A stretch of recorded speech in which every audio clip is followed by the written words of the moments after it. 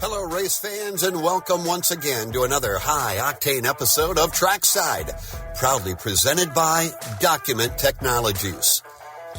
Document Technologies provides a comprehensive range of managed solutions, including multifunction devices, managed print services, and document management software. They're also known for their fast service, boasting an average response time of 2 hours or less, and offer high-quality product multifunction devices alongside document management and cloud hosting software. Stay tuned, racing enthusiasts, because the action starts right now, right here on Trackside.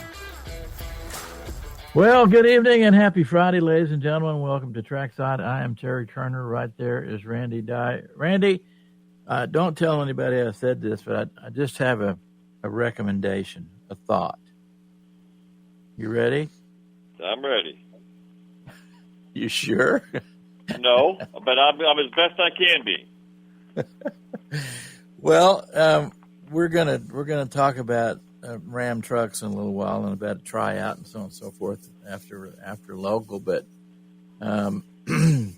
last couple of weeks on the road course, I've been thinking about sending out a letter. I'm just not sure who to send it to at this point. Maybe you can advise me. But the letter basically says, let's put Daniel in a Ram truck next year. What are your thoughts there? Oh, my gosh. I'm not sure I have any thoughts. It's been so much work going into getting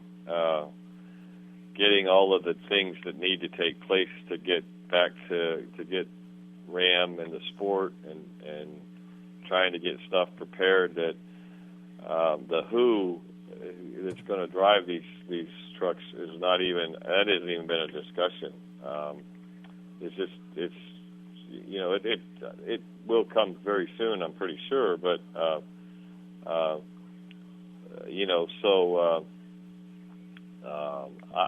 don't know where that's going to lead. I know that one thing you got to know about the Ram brand and really the Dodge brand, the Jeep brand, particularly, they all are very creative when it comes to marketing, and so I think there's a lot yet to come. I think they have plans for that. They, meaning the Ram brand, has plans for some very unique ways to market Ram, and Tim Kuniskis has said we're not doing it like everybody else does it, and that's usually a warning shot across the bow to buckle up and get ready, because it's not going to be conventional, it's not going to be traditional. So we haven't had those conversations yet, but I think there's probably going to be some surprises. And go ahead. That was a tough question because basically we're going to delve into the tryouts and such a little bit later. But I just was thinking about the transmission issue on the racetrack with Daniel Dye, and I'm just thinking back over you and I both have owned a lot of cars in our life, and I just thinking back, because I've had Chevy trucks and I've had Dodge trucks, and I always had better luck with the transmissions on the Dodges than I did the Chevys. So that is where my comment came from, because I'm a little frustrated with transmission issues this weekend at Sonoma with Daniel.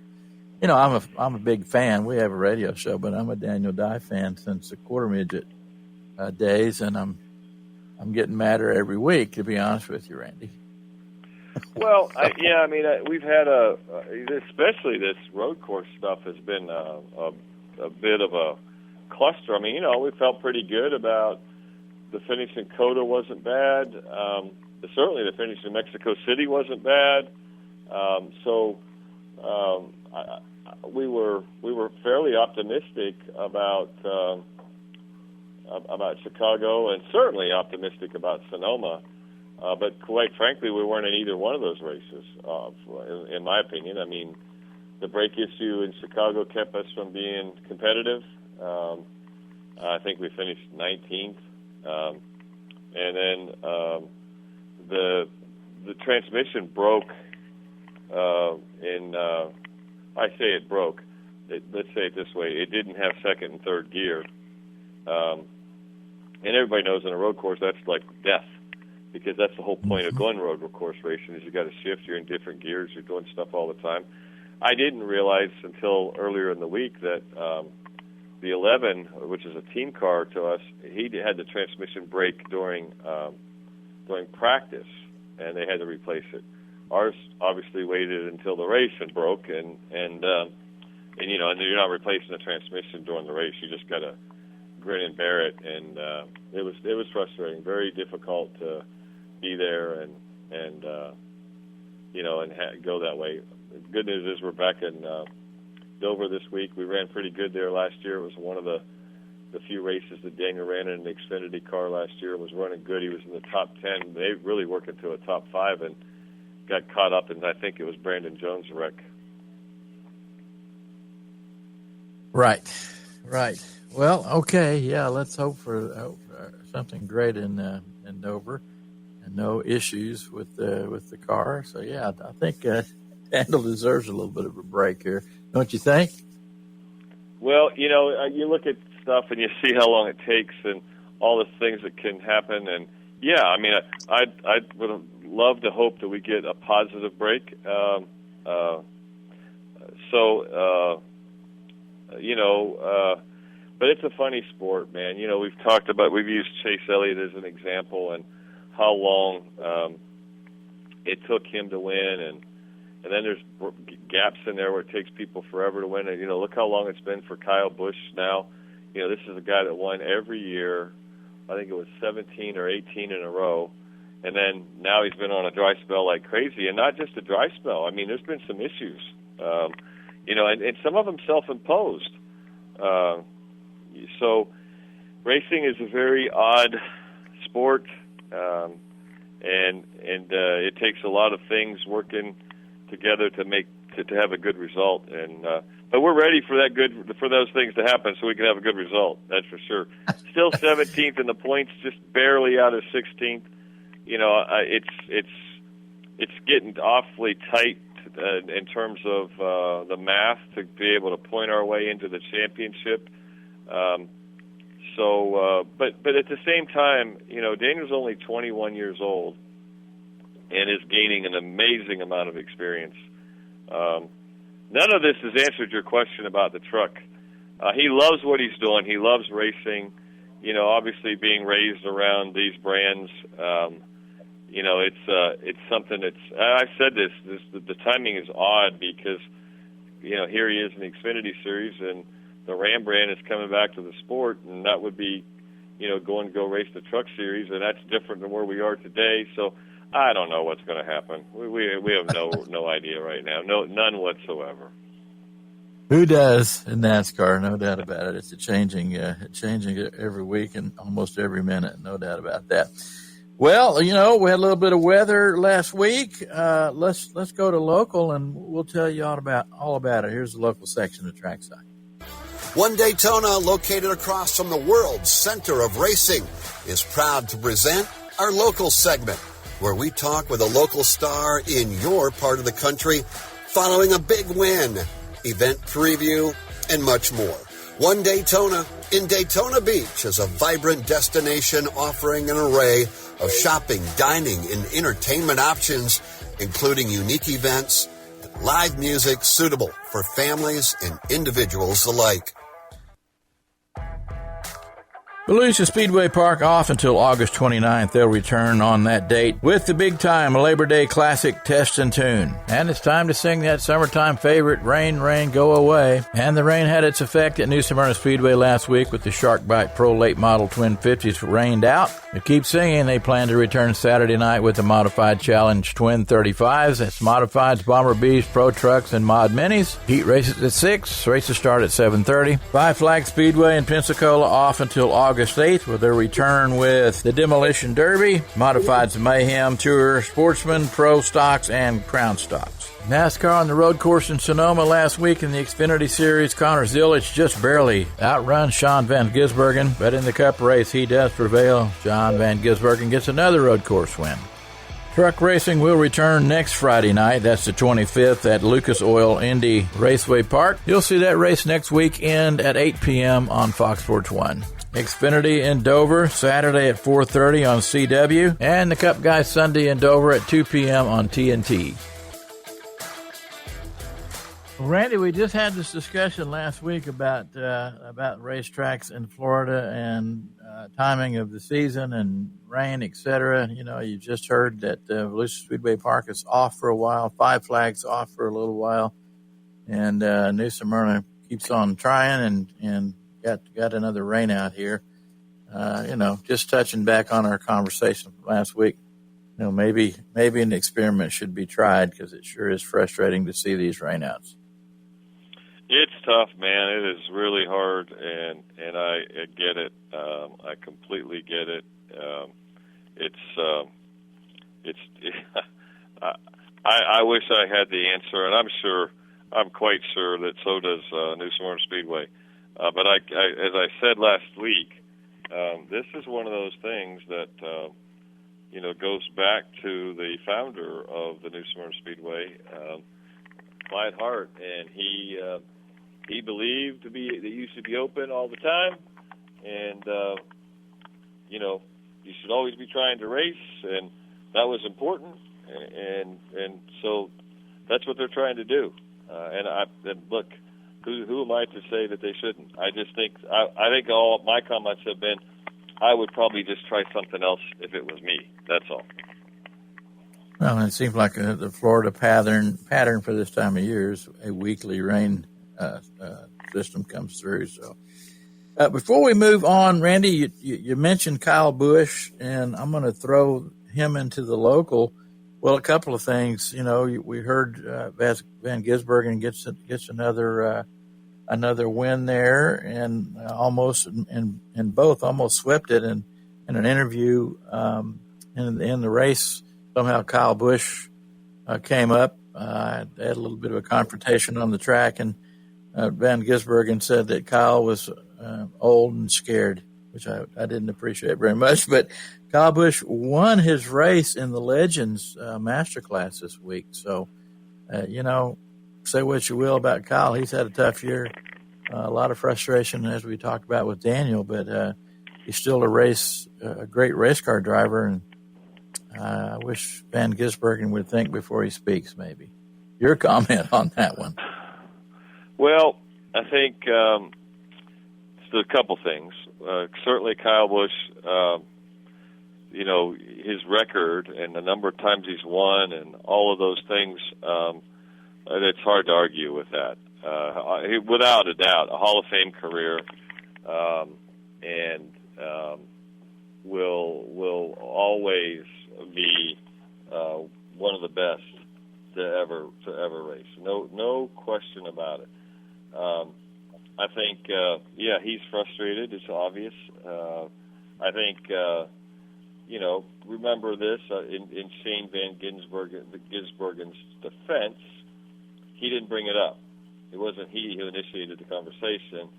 It was Kyle Busch. So, he does have to, well, he doesn't have to, but I think he chose to defend himself. Maybe a better choice would have been,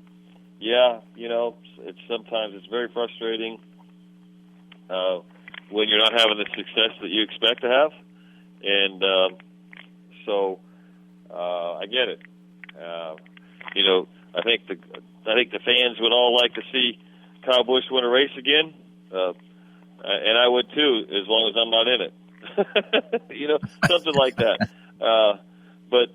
These are highly competitive people, and I think at this point, I've gone from I could care less if Kyle Busch ever won another race to I'm hoping he does.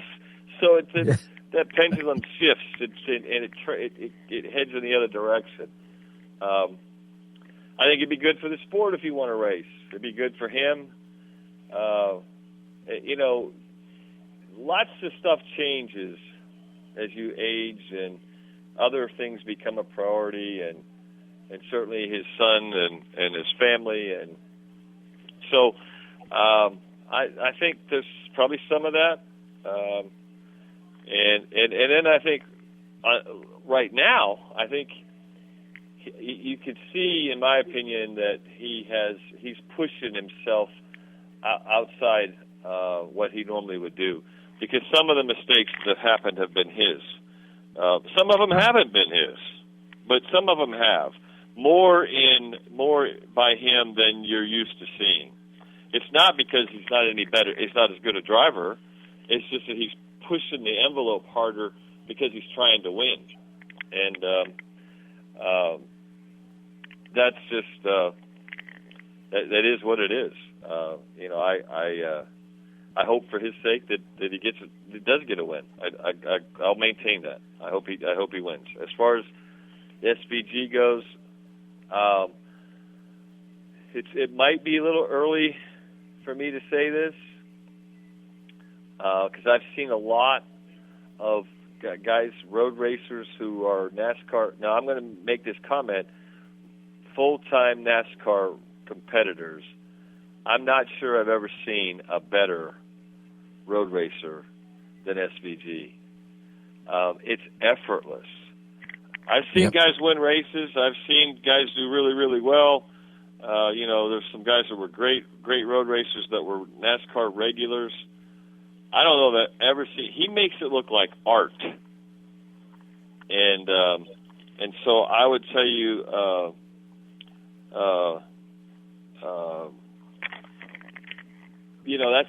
that's just amazing. Honestly, the way he does it, it's just remarkable. And I think, my own opinion, had he really, really wanted to win the Xfinity race on Saturday in Sonoma, he could have. If it had not been a car that was owned by Junior Motorsports, I believe that Shane Van Gisbergen would have won that race, because he had ample opportunity to move the 88 out of the way, but he knew who it belonged to, and he did rattle him a little bit, but he chose to give him the opportunity. And, taking nothing away from Connor Zilic, as young as he is, and as good as he is on the road course, he could very well become the best that we've ever seen as a NASCAR regular on the road course. Yep, no doubt about that. Well, Van Gisbergen, he like you said, it's an art form. He not only drives, but he dominates those races. It's an amazing thing. And going back to Kyle Busch, both you and I played multiple sports. Both of us have been in slumps. Kyle certainly is. I know if he, and I think speaking for both of us here, correct me if I'm wrong, but when you break out of a slump, in his case, if he was to win a race, look out, because he'll probably win another one. Like when we break out of a slump, we break out and sometimes better than ever. Think that's a possibility for Kyle Busch? Oh, I mean, I think that's really true. That's really a good point. When you break out of a slump in baseball as a hitter, let's say, you get that hit, you break out of the slump. You're probably the most dangerous hitter the next time up, because now you see it differently. Now you've got your confidence back. You're going to hit the ball someplace hard usually, and you go on a different streak. You turn it around. So I think that's a great point. I mean, if Kyle Busch gets a win, it would absolutely not surprise me to see him get another win within a couple races of that one. Not at all. No doubt about it. Speaking just real quickly of baseball, I don't know if you had a chance to catch the All-Star game. We were talking about hitting to the opposite field in last week's program. There was some of that, and I enjoyed the home run derby in the All-Star game. Good ball game there. Yeah, I do like the All-Star game. I think it's fun. Especially if you're a Pirate fan. There's not too many All-Stars that get to play on the All-Star team these days because of the record of the team. But Paul Skeens is a good pitcher. And for him to start and strike out two of the first three batters that he faced and actually get a 3-up, 3-down inning to start the game, that's pretty cool. The swing off to settle the game And I don't mind telling you, I'm a National League guy, so for not the National League to win, that's good too. Yep. I think the honoring Hank Aaron was really appropriate. I didn't realize. I knew he played for the Milwaukee Braves, and then they became the Atlanta Braves, and then in 1975 and 1976, he actually played for the Milwaukee Brewers. That was I did a little bit of just real kind of surface level, taking me back to memory lane, because he played at the same time. If you remember, obviously my hero, Roberto Clemente, Hank Aaron, Frank Robinson, Willie Mays, just to name a few great outfielders the sport had seen in those times. It was pretty cool. I remember Hank Aaron I watched that home run that he hit in the when he broke Babe Ruth's record, and that was I thought it was so cool. It was very, very cool to see that. Got to see Roberto Clemente's 3,000th hit. That was very cool. So that's that same time, when there were some of those. Man, those guys are legends, right? Legends, for definite, no doubt about it. Speaking of, I'm with you. Kudos to the National League. I'm a big Atlanta Brave fan, going all the way back to Chipper Jones. If you remember Chipper Jones of the Atlanta Braves. Oh, of course. Anyway, this is not a baseball program, but we still love baseball, no doubt about that. With that, ladies and gentlemen, let's roll right into the truck segment of the Trackside program. The Tough Trucks of NASCAR are next up on the agenda, presented by Aaron Delgado and Associates. With over 110 combined years of experience in criminal defense and personal injury, Aaron Delgado and Associates takes pride in vigorously representing clients in various challenging legal situations within the community. Now, let's go trucking. Okay, Randy. So back to ideas and Ram trucks. One of the ideas that Ram has considered for the NASCAR program is a reality show of drivers trying out for the ride. And UFC's Dana White confirmed he could get involved if the project comes to fruition.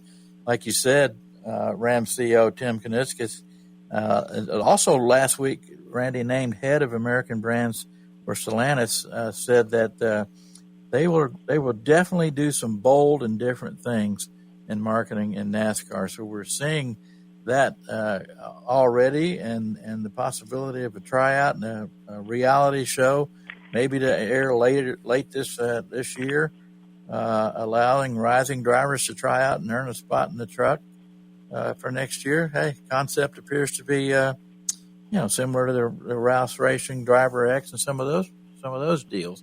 Anyway, obviously, Ram trucks and NASCAR is going to get a lot of marketing, a lot of attention, a lot of good things are going to happen.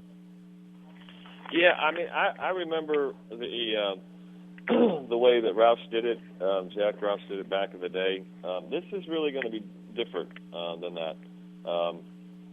It'll be more people.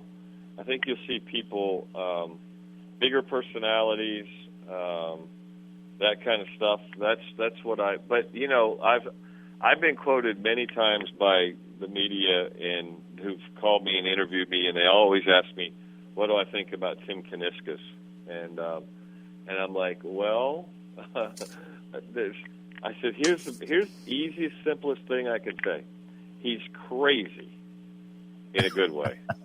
And it is, and that's true. I mean, he really doesn't. He's non-traditional, non-conventional. He promised on June 8th in Michigan at the Michigan International Speedway that Ram was coming back to NASCAR, the Hemi was back, and we're going to do it different. That is a buckle up and hold on warning to the industry that, yeah, Ram's coming back and we're going to race and all that stuff, but that's not all we're going to do. And so I'm not playing coy here. I'm not telling you, I'm not trying to hide something from you that I know about. I don't know, but I do know this. It will be nuts.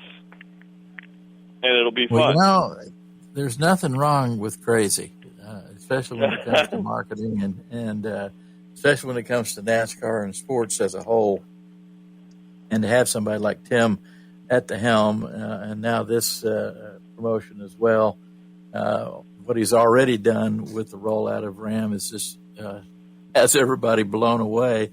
And like you just said, not being coy, but you just never know what might happen in the future with this guy behind the wheel. It's going to be fun to watch. Well, I think the thing, if you like the car business, if you like the cars that come out of Auburn Hills and in that area, Detroit, as we call the Detroit muscle, Tim Kuniskis really redefined what that means.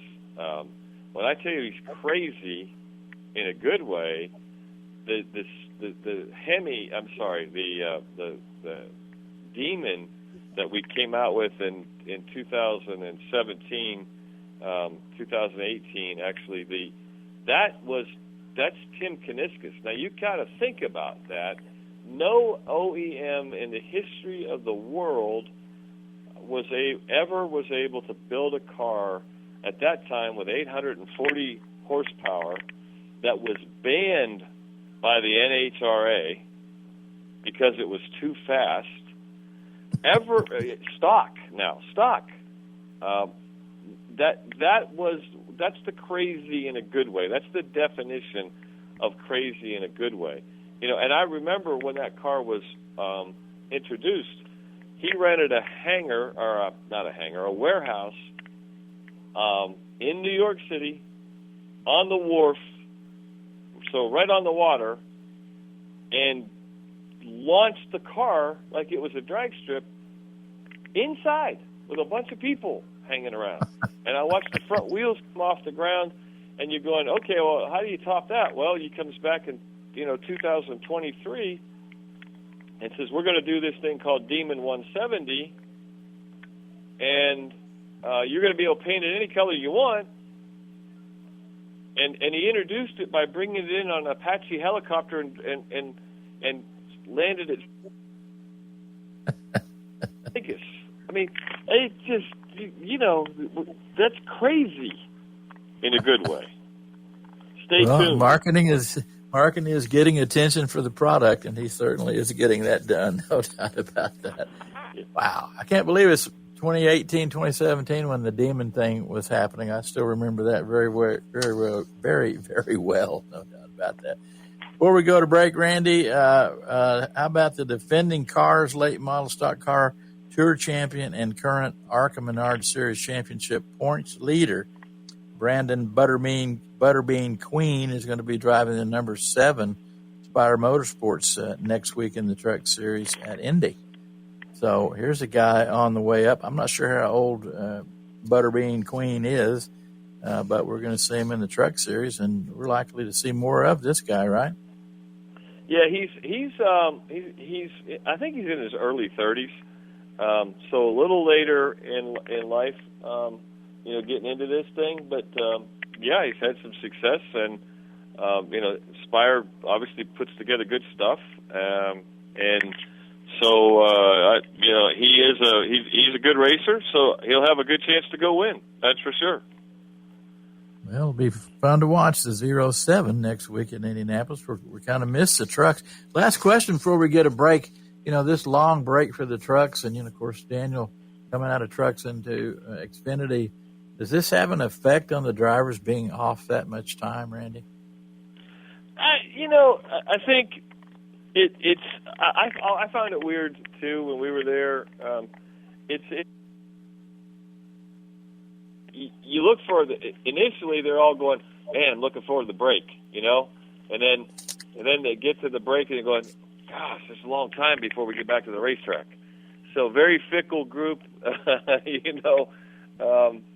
you got to keep your focus. So that's part of it.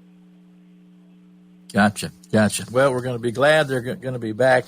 as we said, next week on Friday night, 8 o'clock on Fox Sports at Indy. So, hey, welcome back to the truck. Looking forward to it. With that, let's take a break. We got lots more to cover. You're listening to Trackside. We'll be right back.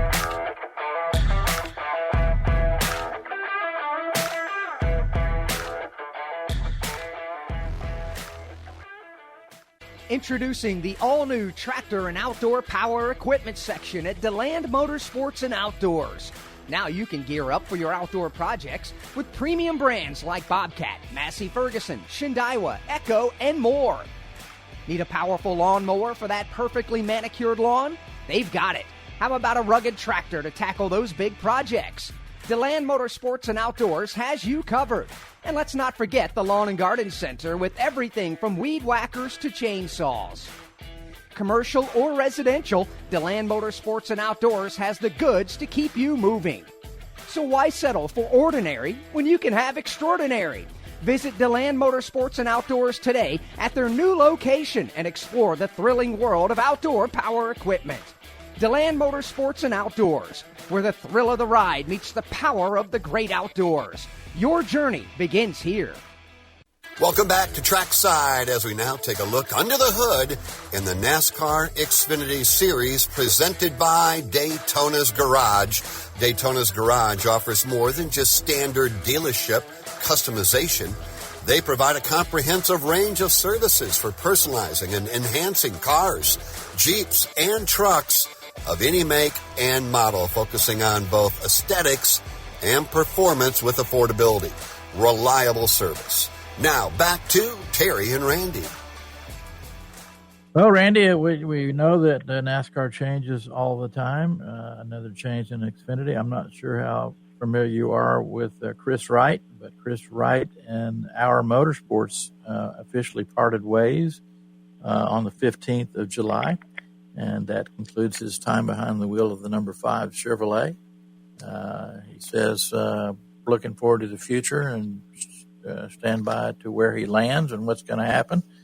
So not sure exactly what happened there, and maybe you can bring us up to speed. I think that was one of those things where,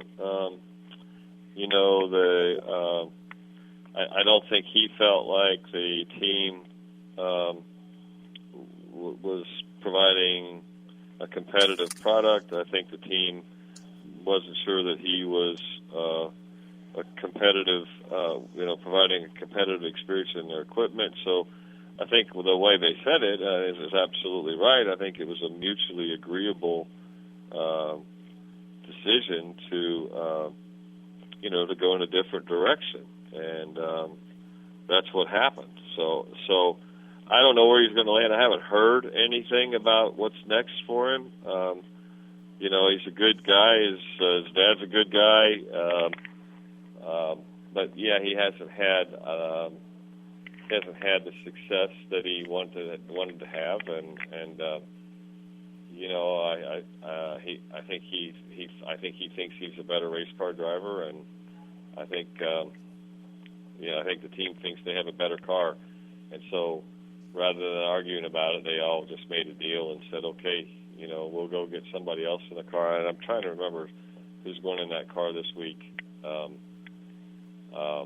And Chris will go find someplace else to race. Well, and as we talk about a lot, it's a little more tricky, a little more difficult for a smaller team like Our Motorsports, smaller team, a little bit tougher.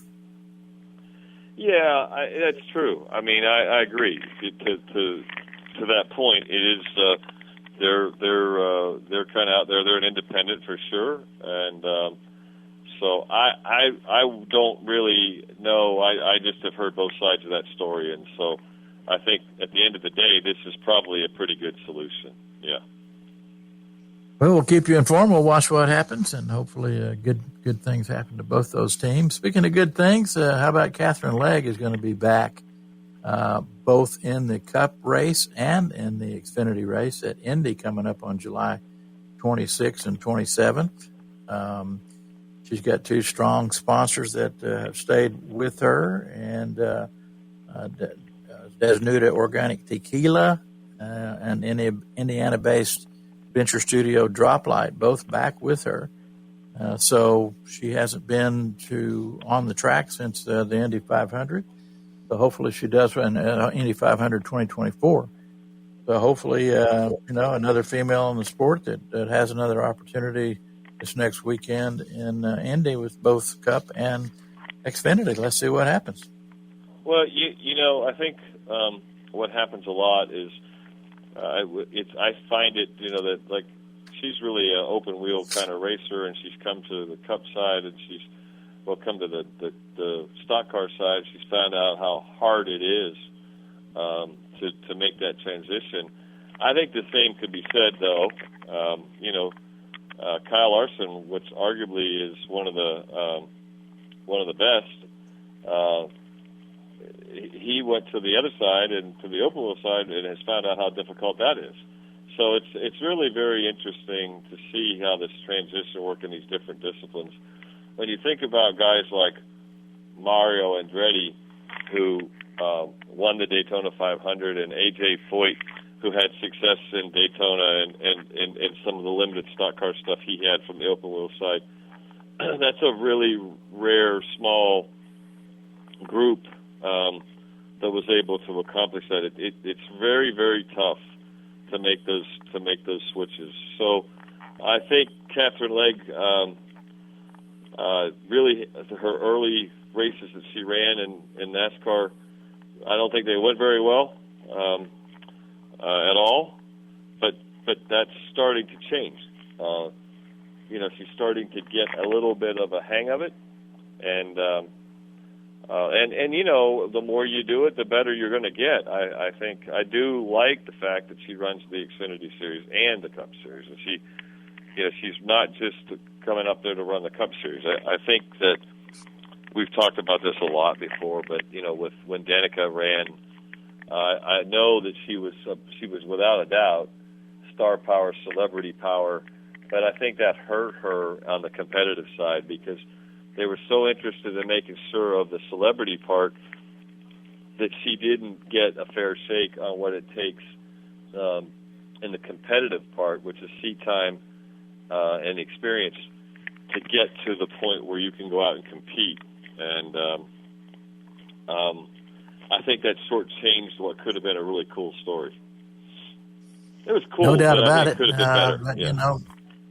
Like both of us, I'll use your example on a golf course, and me as a baseball player, there's certain fields that I felt more at home on, and you as a race car driver as well. There are certain tracks, you feel real comfortable there. You think being back at Indy, she's familiar with that track, will give her some more confidence and a better chance and a better showing? I think she'll be familiar in the environment, but be mindful that the car she's racing, she's not used to the environment in that car. Right. So that's she might be familiar with where she is, but she's got a lot to do, in terms of driving a different car. Much bigger, much heavier, a lot less downforce. I can just go on and on and on about all the differences. Right. Well, we wish her the best and hope for a great performance. We can sure use another strong female in our sport. With that, ladies and gentlemen, let's roll right into the Cup segment of the Trackside program. UniFirst presents Conversation about the NASCAR Cup Series, the pinnacle in auto racing. Just like Cup, UniFirst is also the leader of the pack as the uniform and facility service experts. Let's go back to our hosts, Randy and Terry. Well, let's look at some ratings for Sonoma. Looking pretty strong in the Cup Series, Randy, with 2.189 million viewers for the Save Mart 350. Too many differences from last year to make a reasonable comparison, but just looking at some of the numbers, comparing and speaking of open wheel, they're topping out about 600,000, and we're staying pretty close with NASCAR to the 2 million mark pretty much every week going on and looking at the entire year now. So pretty strong. Well, I think the NASCAR, I think it tells you that NASCAR, we talk about this all the time, about being the premier series in the United States for racing. And even though, and I mean, you would agree, 2.1 for a cup race isn't like, that's not crushing it. It's good, but it's not the best they've ever done, for sure. But but the same margin, the difference between a cup race and the best open wheel race is almost 4 times the audience in right. Cup than it is in the IndyCar side. And normally, the Truck Series outpaces IndyCar. And normally, and by the way, that's a really cool comparison because it's the same network. Correct. Right? So, correct. Yeah. And then the Xfinity Series is, about 3 times as much as the IndyCar Series. So, I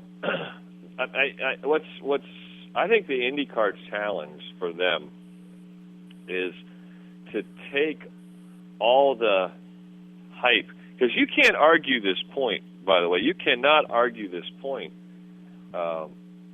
with the success of the Indy 500. I mean, it is, right. without a doubt, one of the best sporting events, one of the biggest spectacles, one of the coolest things in racing for the entire year.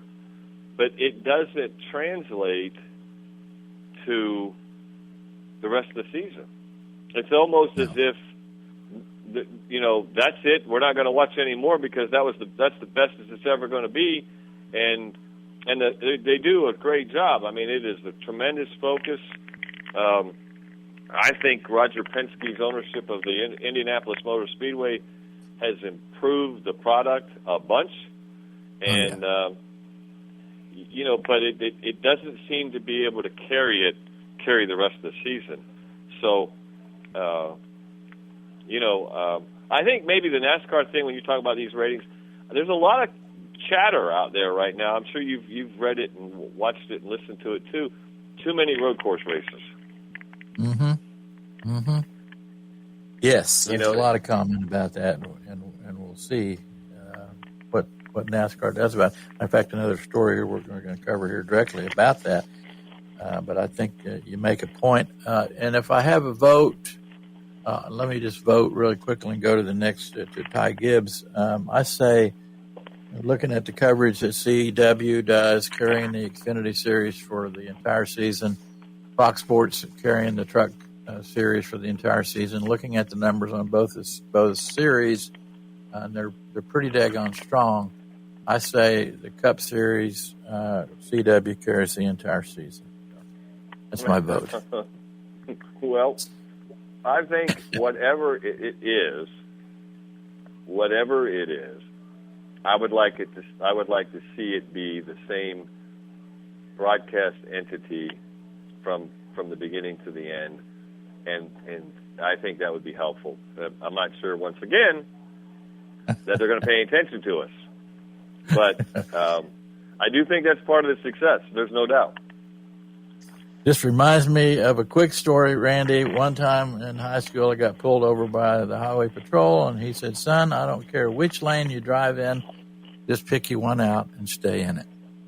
And with that, ladies and gentlemen, we look at Ty Gibbs driving through Brad Keselowski's pit box into his own. They had 16 and 17. He was ahead of Keselowski right on his tail, but just barely misses. Actually clipped the tire carrier for Keselowski, clipped the tire, pulled his wrist back, etc. NASCAR says that Ty Gibbs has done nothing wrong, and kind of blamed it on, tire carrier was off the wall too quickly. Meanwhile, to me, Ty Gibbs looked like he steered right into the tire carrier. You saw the tire carrier go over and address some crew members, sort of the Ty Gibbs team. No penalty. Keselowski says that there are, you can go to Amazon and buy these spikes that unroll. And he's saying, I think I may just put these spikes in my pit box from now on to stop some of this. So that's Kozlowski's being funny, and he's got a good personality, but could have been a lot more worse than it was, Randy. Well, so I'm not sure that I going to accept NASCAR's comments about the pit guy came out was in the box too quick, because they have a rule about that, and I haven't seen any penalties applied to the RFK crew member for being out too early. So you can't. I mean, if he's out too early, then he gets a penalty. If he's not out too early, he doesn't get a penalty, and therefore you can't say that then it's on him. So if he did not violate the rule, then he wasn't out too early and he didn't get a penalty, then that comment doesn't work. Here's the thing you got to understand about pit stops. They are very, very difficult, and there's tremendous pressure on the team, the driver. If you'll see and you go at the beginning of a race and you'll watch that single file line coming down pit road before the race starts, that's so that the driver can understand how many RPM they can go and not violate the speeding. There's also rules about how many pit stalls you can cross getting into yours. There's also all kinds of strategy in choosing a pit stall. There's also, during the race strategy, you'll hear the spotter say, or the crew chief will say, hey, the 7's going to be in his pit, he's behind us, you're going to have to go around him when we get there. Or you're going to have an open line in, or whatever. It's a constant conversation, because it's such an important part of the race, and it's also very, very short amount of time, and goofing up on pit road actually costs you spaces on the racetrack, and track position is everything. So, Okay, there you go. That's the stage is set. What I don't like is, what appeared, and I say it that way because I wasn't behind the wheel of the car, but what appeared is though Ty Gibbs sort of turned a little. I mean, he didn't try to. I don't think he was trying to hit the guy, but it looked like he made a move to the left. Correct. Now, that's the part that concerns me. If it was me, and I'll be willing to bet NASCAR's already done this, the pit guys and Ty Gibbs probably have had their own private meetings, and they've discussed how that maybe could go better the next time. I would agree. I definitely would agree. NASCAR did talk about penalizing pit crew for going over and getting into a pushing and shoving match, but that's all there is. Well, we go to Dover, Randy, and Logano is ready to start his 600th Cup race this week. And the reporter asked Joey about retiring. He's 36 years old, and he said something that was very important. We talk about this, and we've talked about it with Richard Petty and others. 36, no, he has no plans to retire. And he said this, which really struck me. He says, as long as he can win and he's a value and not a drag to the team, he'll continue to drive. So that makes a lot of sense, because we see guys that maybe should have retired a couple of years earlier because they're not winning and they are kind of a drag on the team, and out of respect, they're still in the car. But that was a mature comment from Joey Logano. I think that's true. I think you would probably, if I was, and I'm older now, so this is much easier to say than 20 years ago or 25 years ago. But I think if I was in that position, I would have benchmarks. I would be looking at, after 35 years old, probably after 30 years old, I would be looking at 3-year increments in my career. Mm-hmm. So if I'm 30, let's just say I'm 30 years old. Okay, well, my plan is to let's run till we're 33 and see what that looks like. Sometime around 32, if we're still rolling along here pretty good for 33, then we're going to want to go ahead and try to extend that to 36. And then the same criteria, 36 to 39, and so on. So I kind of think that's really what Joey's saying. I don't know that he has a timeline like what I just proposed, but I think you have to start thinking that way, and mm-hmm. and then you'll know. I mean, if you're not winning, if you're not only not winning, but you're not gaining on it, and you're going the other direction, because for him, racing at Penske Racing, there's no up. That is up. That's it. Right? Right. I mean, right. You could say you could go to Gibbs or you could go to Hendrick, but those are the premier organizations, and so it's not going to be that you're going to change your environment.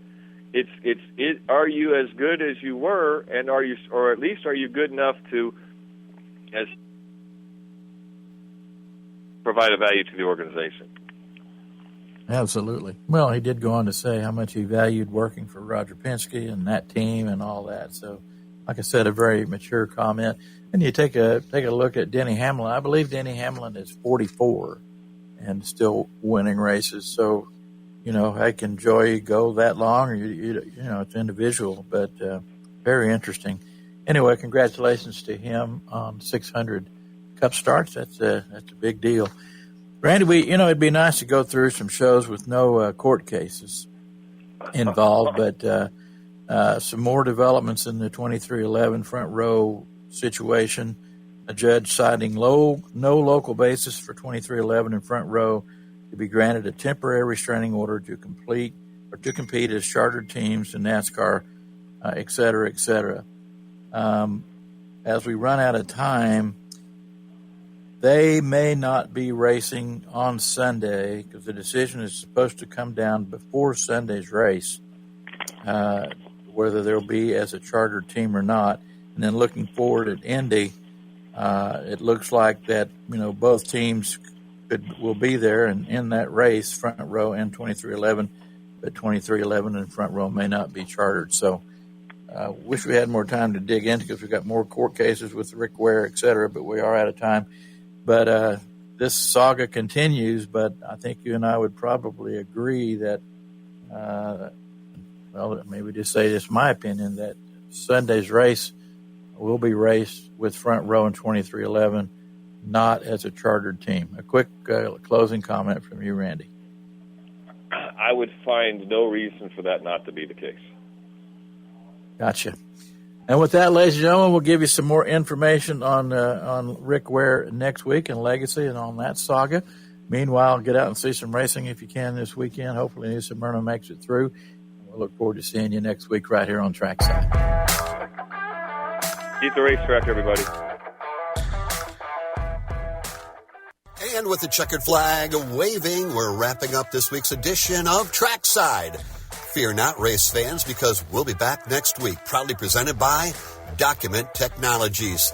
Tune in for a fresh new episode packed with engaging interviews, captivating conversations, and all the exhilarating moments you've come to expect. Until then, keep the racing spirit alive, and we'll see you next time on Trackside.